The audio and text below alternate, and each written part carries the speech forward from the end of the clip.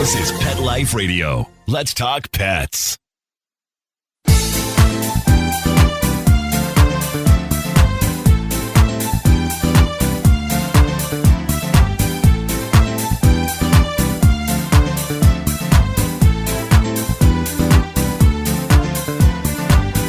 Hello, my cat-loving friends. Have you ever heard the cliche, fighting like cats and dogs? Some people are surprised when they're able to integrate dogs, sometimes easier than cats. And we have an expert with us today, Arden Moore. She is one of our favorite people. Upon hearing her speak at a pet sitting conference, I told Rita, I need her to be my friend. She has a podcast on Pet Life Radio called Oh Behave. She's written a couple of dozen of books. She's certified fear-free. She has a vet-approved pet first aid CPR safety course and a sought-after speaker and guest who has blessed us with her time, and we are so grateful. So I'm going to quit talking. We're going to listen to a word from our sponsor, and then we're going to share Arden with you. We'll be right back. Kitty Poo Club reinvented the litter box. No more scrubbing that stinky plastic tray. Or worrying, oh my God, do my guests smell that? No cleaning, no scrubbing, no more stink. You are going to love it. Your cats are going to love it. Go to kittypooclub.com and when you order, save 30% on your first auto ship. Visit kittypooclub.com, use code MEOW30 at checkout, and join the club, the Kitty Poo Club. Let's Talk Pets on PetLifeRadio.com.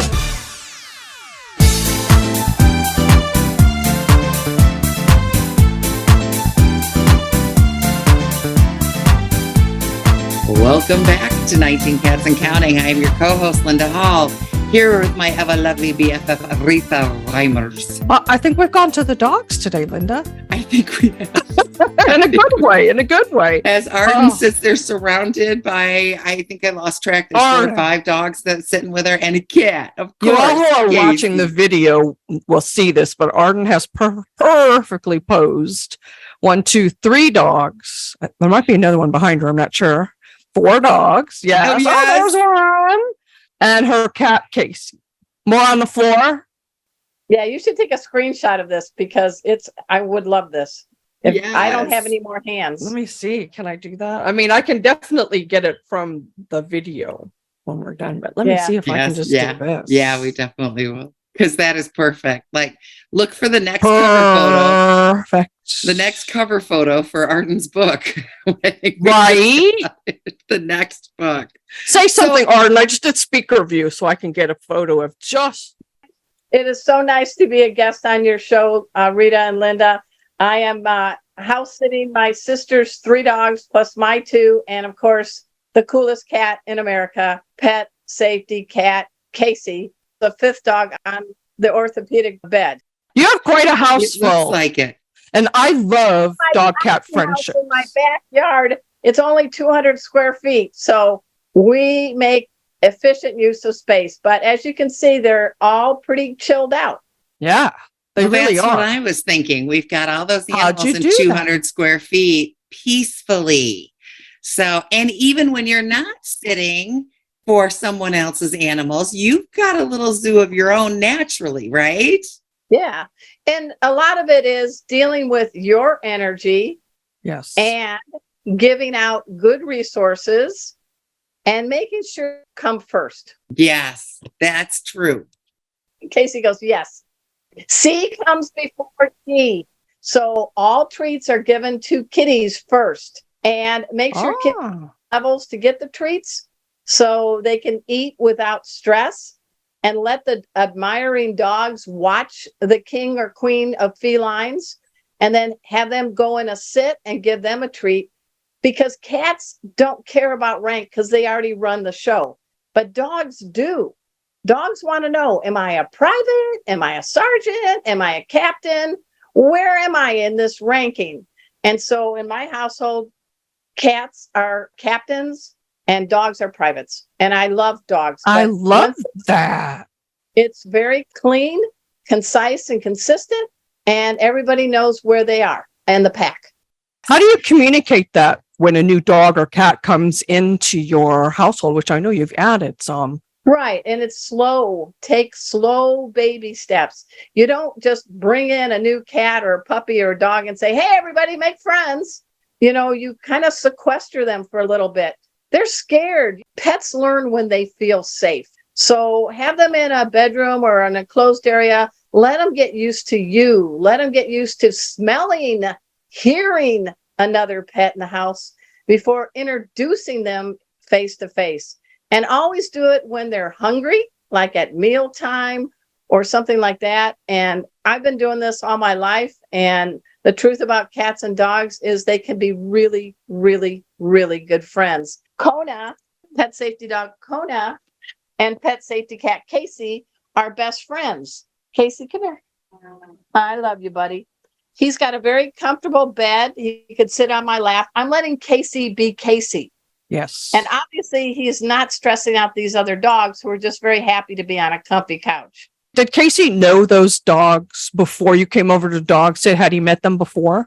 Besides Casey, these obviously. Are my sister's dogs. Right. So Casey, when I moved to Texas several years ago, he got to live with a couple of them. And I'm in my own house. My sister's vacationing. And she dropped the dogs off at my house. So Casey knows these guys. Didn't know a couple of them, but again, slow introductions, one-on-one. You don't want a whole pack greeting the newbie. That would freak me out. Unless you're Beyonce. I mean, really, you don't really want a big crowd. You want to I just want to meet you. Okay, now I'm ready to meet you. And I think as humans, we just need to be a little more patient. And if there is a snark or something, screaming, making fast gestures, speaking in a higher voice is going to put like gasoline on the fire. So I'm very calm when I'm with a pack because they're feeding off my energy. Yeah. Oh, yeah. We say that a lot. This is my orange girl, Rosie. Oh, hi, Rosie. She's become an office cat lately. Yes. I will tell you, my little Chihuahua lived so many years with 12 cats, anywhere from 7 to 12 cats. We joked that she had an identity issue because she really had no clue she was a dog. It was very confusing. But she literally, at one point or another, approached every single cat and said, will you play with me? And 11 out of 12 cats cuffed her upside the head. And she said, okay. And there's one, Galway, and they would roll on the floor. And I mean, it sounded like, oh, she would just har. And I would just laugh and think that cat could just take your life in a second. But okay, you feel like you're brave. You knock yourself out. But Sadie respected that. Like she only went to Galway and she left the others alone. There's some communication that I think we miss. And sometimes I think you saw it. You saw the slap. That was it. And sometimes a cat's got to cuff somebody upside the head. And that's okay, right? Yeah, because don't just rush in because you can damage a budding friendship. When cats are really, really playing, as you all know, they're mimes. They don't make sounds. They might pop you in the head, but they don't have claws out. If your kitty is on the floor with a puppy or a dog playing, that's a good sign because cats can jump the height of a giraffe. They can get out of dogs' harm way. And so when a cat is on the floor in your living room with your dog, it's tempting, but watch because they're building a connection. This guy is Oliver. Oliver is my sister's dog, and Oliver doesn't understand cats. So he wants to run to a kitty like Rusty or Casey, and Casey, they go like, really? Pop. And then he sits down and he's like, I don't know what to do now. And then they do a little body rub on him. And he's like, I just got kissed by a cat and I like it. I love that. I know, even with cats at cat insurers, we see pet parents rushing in a little bit too quickly sometimes because they think something's happening. We had a client send us 3 or 4 videos. They're still fighting. No, they weren't fighting. They were playing. Yeah. Well, I'm going to bring Casey back to the lineup. He's in his favorite bed. Yes, by all means. My Rosie, I just took a shower, Rosie, and she's remarking me. Of course. She's got to put her set back. Look at this. It's like a cat statue being carried through. It's like a turkey in the oven. There you go. There you go. When people get nervous about that physical cat stuff, I always tell them to go spend some time with a mama and her babies. Because if a mama cat were human, CPS would be called so fast. She is just smacking them little buddies around but she's teaching them. She's not harming them. It's just cats, right? Exactly. I mean, look at Casey. He's in the meatloaf position. So his front legs are tucked in. He has no dilated pupils. His whiskers are relaxed. His ears are curiously up. And he's 2 inches away from the ears of Miss Jeannie. Sit down, baby. Sit down. I love that all the dogs know not to run after Casey. Yeah. And the other thing is, if you have a very playful dog, have things so that you change directions. So they go to chase the kitty, you toss a ball or some favorite toy of theirs in another direction. What? And it's, distract, divert. That's a favorite technique of ours. Yes. Keep the play mode going, but allow your cat to have cat trees, sturdy counters, places that they can go to that no dog can. Sorry to make you yawn. The no dog zone. And this little girl is smaller than a cat. This is Emma. Hi, Emma. What a cutie. Her favorite friend is our other orange cat, Ginger Boy, Rusty the Performer. And she plays. And they go under the bed and they play. They jump on top of the bed. And Rusty puts that little circle mouth open and goes.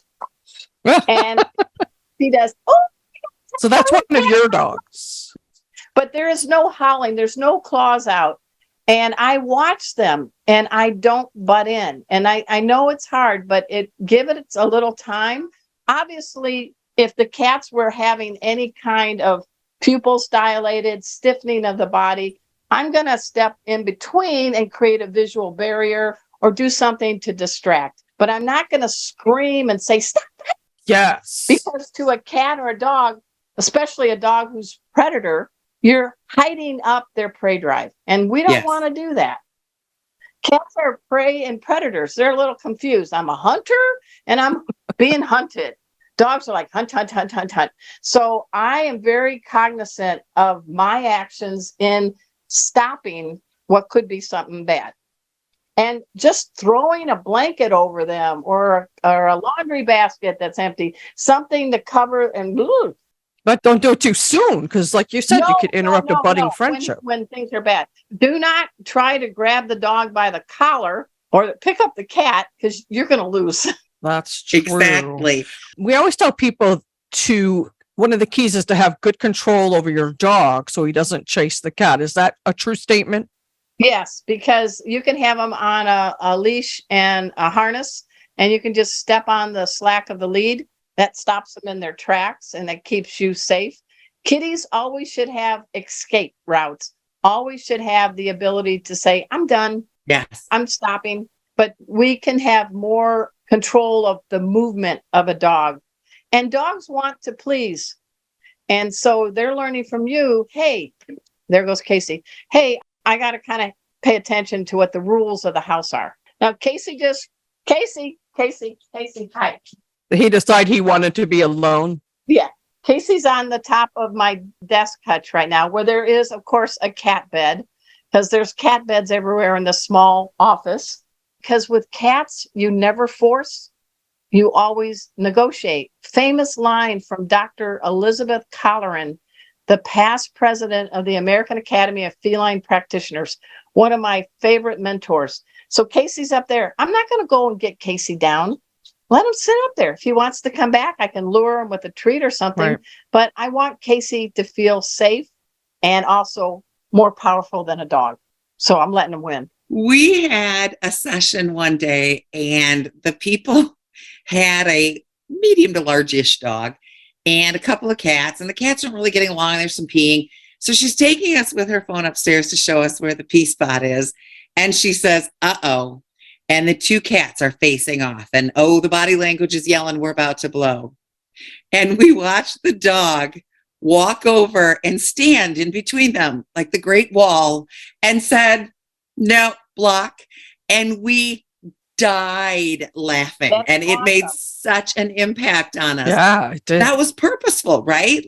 This one right here is Kona, pet safety dog Kona. Kona, I think in her previous life was a school hall monitor. She does not like strife or stress in the house. She has finally learned when the cats are playing, but she'll go and just jump and sit and stand between them. And the two cats are like, we were just playing.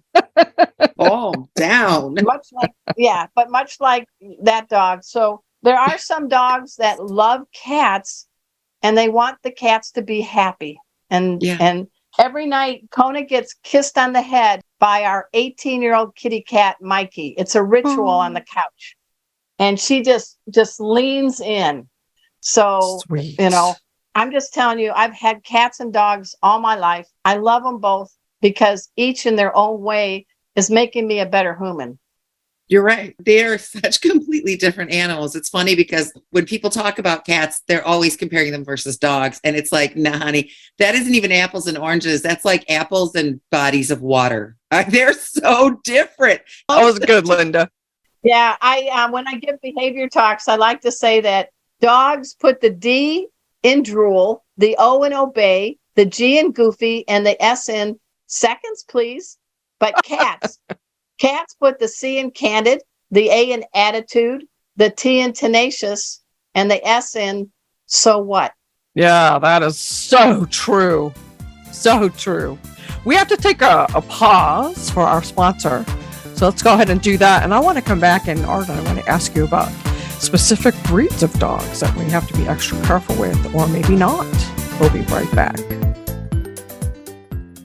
Kitty Poo Club reinvented the litter box. No more scrubbing that stinky plastic tray. Or worrying, oh my God, do my guests smell that? Kitty Poo Club has solved the stink. And now the worst part of cat ownership is hassle-free. No cleaning, no scrubbing, no more stink. And the best thing is, you don't have to buy some oversized contraption that will break down. Kitty Poo Club litter boxes are manufactured to make your life easier. You have one cat? Easy peasy. A small mountain lion? No problem. You are going to love it. Your cats are going to love it. Believe me, there are good reasons why we sold over 3 million boxes. Go to kittypooclub.com, read the amazing reviews, and when you order, save 30% on your first auto ship. Visit kittypooclub.com, use code MEOW30 at checkout, and join the club, the Kitty Poo Club. Let's talk pets Let's talk pets on Pet Life Radio. Pet Life Radio. PetLifeRadio.com.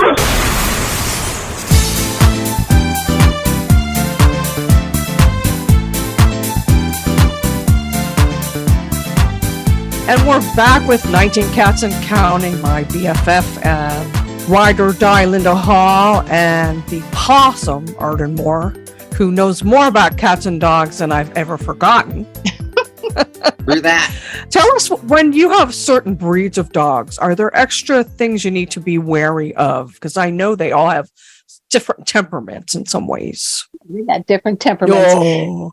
You need to know that genetics, as well as the environment, are big influencers in how a cat or a dog behaves. We don't have a lot of control over genetics. They're born this way. And with dogs versus cats, we have manipulated to the point that we have over 215, 20 different dog breeds, depending on whether American Kennel Club or whatever. So mankind has really fiddled with the genes of man's best friend, the dog, because they want them to herd. They want them to protect. They want them to run. So they've done that. So I wanted to get that out there. For cats, there's only about 40 some kitty breeds out there. But the difference is most of us have mutt cats. Most of us, 90 some percent of households, don't have a purebred cat. So there's number one. Number two, yes. If you have a herding dog, like a corgi, a border collie, an Australian shepherd, they are hardwired to bring sheep, cattle, your children, the cat, from point A to point B, because that's what genetics tell them to do. And that could cause a little bit of a ruckus with a kitty. Years ago, I did have a corgi named Jazz, and he tried to herd my cat Murphy, And Murphy went slap, stop, stare.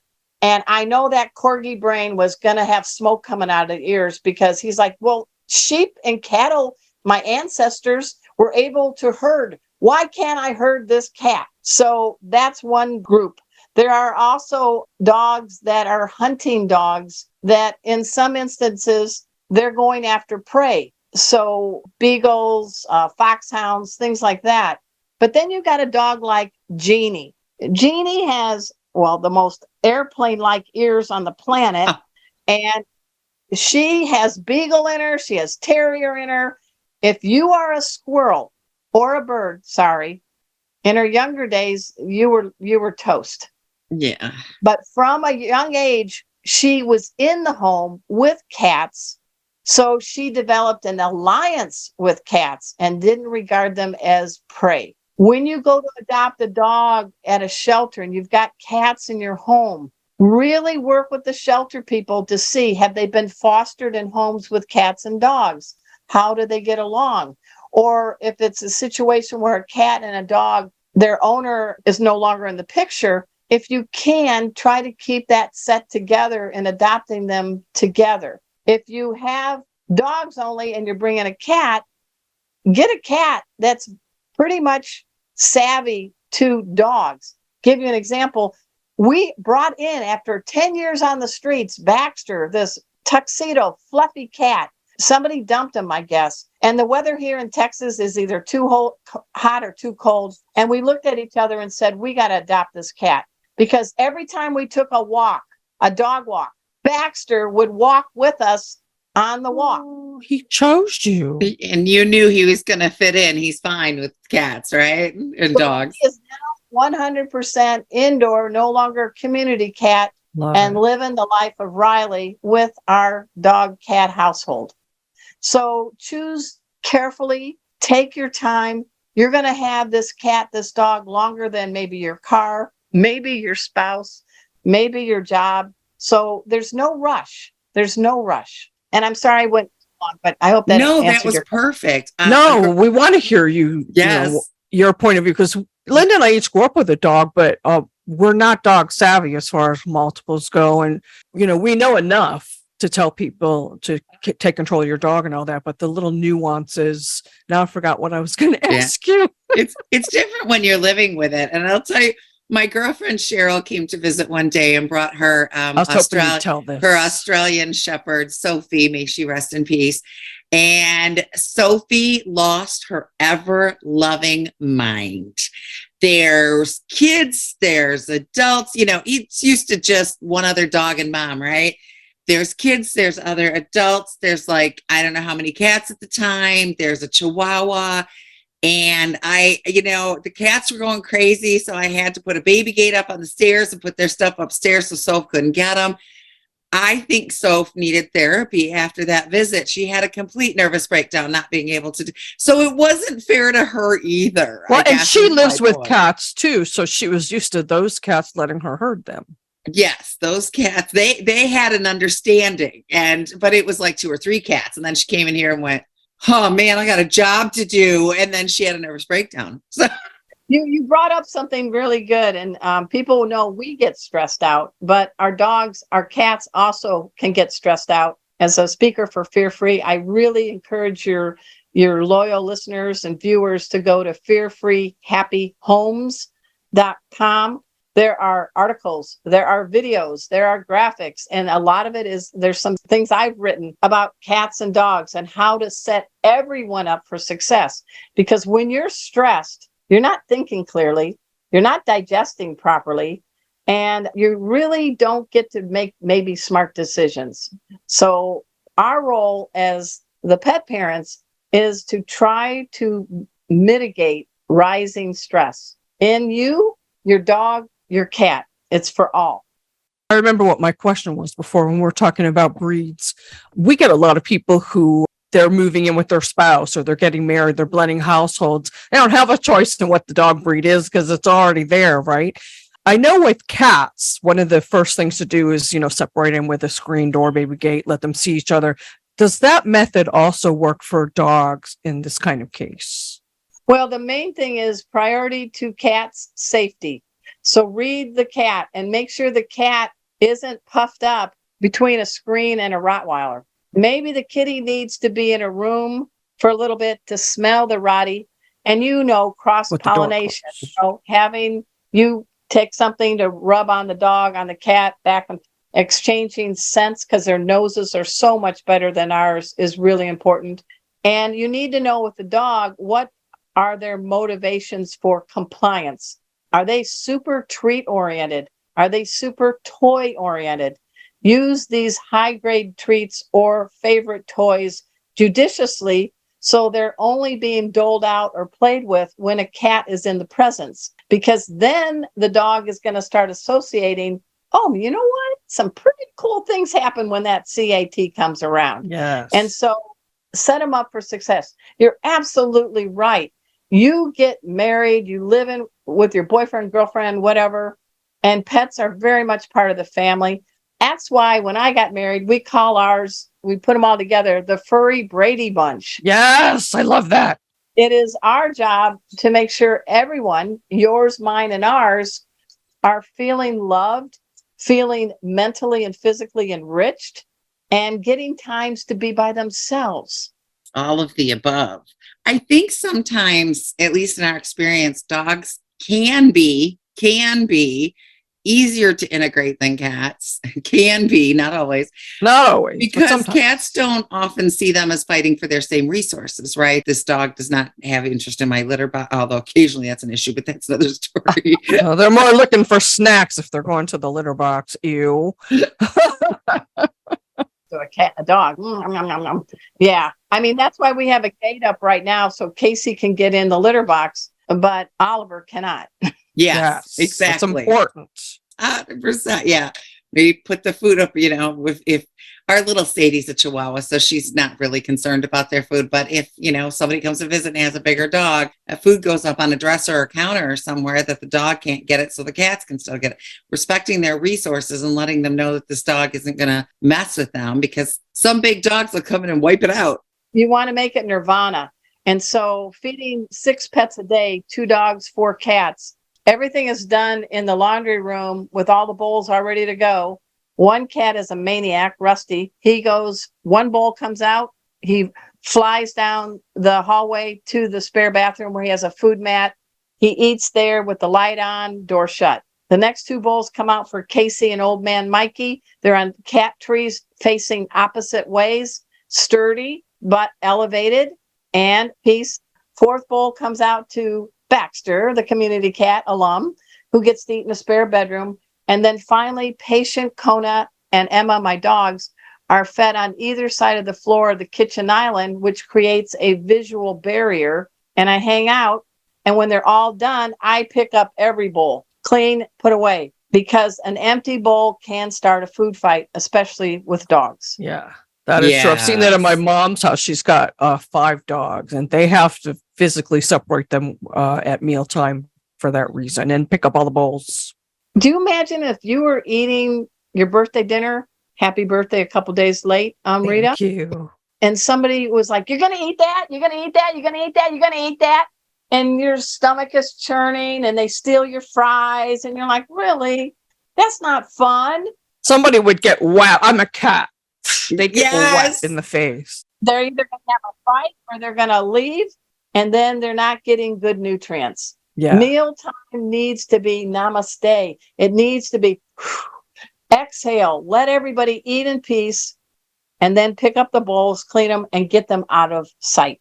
Now, the worst thing I've seen is somebody sent us a video. They had 3 cats in 2 food bowls. What the ever loving heck? Uh-huh. I have 16 cats. I put down 6. Actually, I put down 21 food bowls just because I have some that will follow me.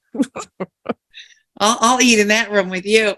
Well, and there's an old school idea that we mention in just about every session of start beating your cats this far apart and bring them closer, closer, closer.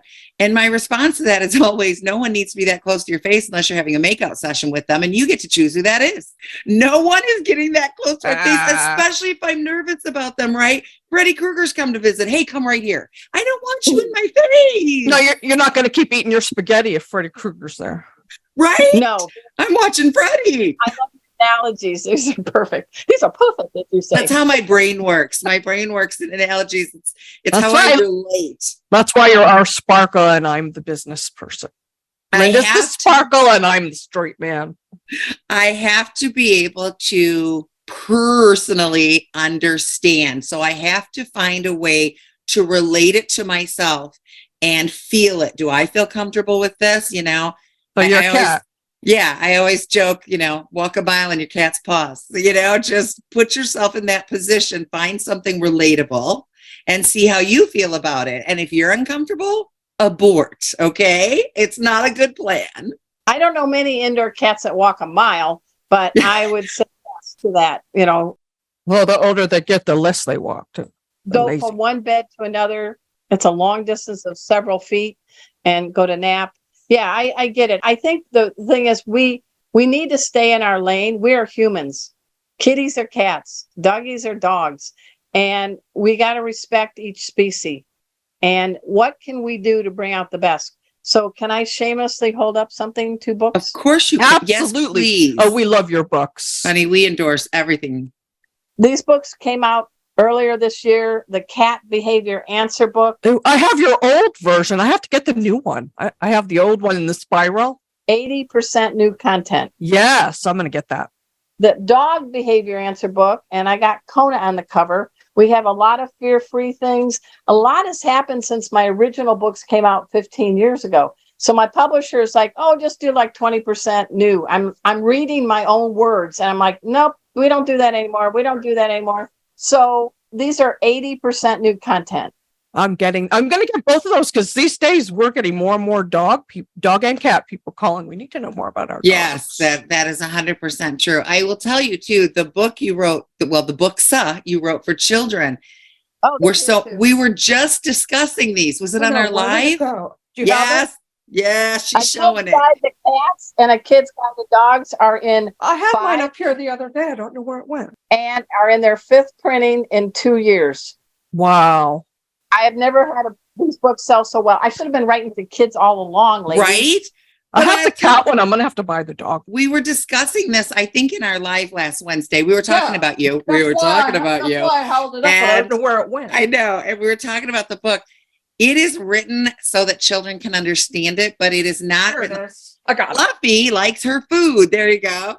It wasn't written like that. It wasn't written juvenile, like adults. It wasn't talking down. Yes. Adults could get a lot out of this book. Did you get them signed by me or did you buy them? We bought ours, honey. Mine signed. Oh, maybe. Now I have to look. It's on my bookshelf. Now I got to look. You guys, I did send it. So okay. No, she sent us because she sent us. Okay, then I'll take it back. All right. Do me a favor. Send me your addresses and I'll send you the cat and the dog behavior books. Oh, bless you. Before I go to Europe on Monday. So you got to do it quick because I'm gone for 2 weeks. We will do it quick. Going to Europe, I'm jelly. I know. Linda, you're coming down here. You're getting sort of a trip. Yes. Look out, South Carolina. We're going to be together in the same house. I'd rather be going to Paris with you, Arden. Yeah, it'll be fun. It's my oldest sister, Karen. It's a dream vacation. She's never been out of the United States. And so, yep, I'm taking my oldest sister to Europe. You're going to fall in love with all the dogs and cats over there. I am. How many can I fit in my suitcase? No, don't put your cat in your suitcase. I was kidding. Do not do it. People do Somebody this. did that. Did you see the x-ray? Somebody actually put their cat in the suitcase and they found it at the airport. They put the suitcase through x-ray. No. There was the cat. That's sad. Going through baggage. Can you even imagine? They're my family members and I'm going to miss them, but I would never endanger them to try to sneak them on an international flight. Julie will send you pictures, right? Yeah. Casey the cat has been on an airplane and in a car to teach pet first aid and behavior 15 different states now. Wow. He's a well-traveled cat. Does he handle the travel well? Very well. Very well. He's like a mime in his carrier in the plane and in the back seat in his carrier. He sometimes says, "Now." I said, like, "Are we almost there again?" But just nothing like a kid. Irritating. And he will use the litter box at 70 miles an hour. To which my dog and I look at our noses and we're like, we got to pull over. That's amazing. I think I've only flown once with a cat, and it was when I brought Karma home from the Carolinas, and she was so silent and so well behaved. I was in shock. And a lady came over to me while I was waiting for a connecting flight, and she said, I kept seeing your lips moving and I thought you were crazy and talking to yourself. There is a cat in there. It's so quiet. That's well, awesome. I am also crazy and I do also talk to myself, but no, I was actually talking to the cat. As you can see, anybody that's seen the video of this, the dogs are out. They're in a dog nap, and that's because they feel safe. They feel loved, and there's no stinginess about resources. There's plenty to go around. And Casey's napping above because he's the king, but his paws are out. He's relaxed, so you look for those kinds of signs. Things are working a little bit at a time. You cannot make a cat and dog like each other overnight. And there are situations where cats and dogs may never be friends, again, due to genetics and some past experiences. But you can do some sort of co-op living and make it work. And you guys are fans of catios. I'm big fans of catios. Yes. In fact, ours is called the Petio because it has things in there for cats and dogs and a couple of seats for us to watch TV when the weather isn't blazing hot. My kitten just came streaking through. Good job. So, you look at those kind of things, little resources that makes the noodle work, make that brain work, and your cat, your dog. Snuffle mats, those are really cool. They can hunt for something. And I'm just saying, you're kind of the benevolent leader and a referee. Yes. But you don't need to blow a whistle loud. Oh, exactly. That's only going to make things worse. We've seen it over and over. If your animals feel secure, it's more likely than not that they will learn to at least peacefully coexist.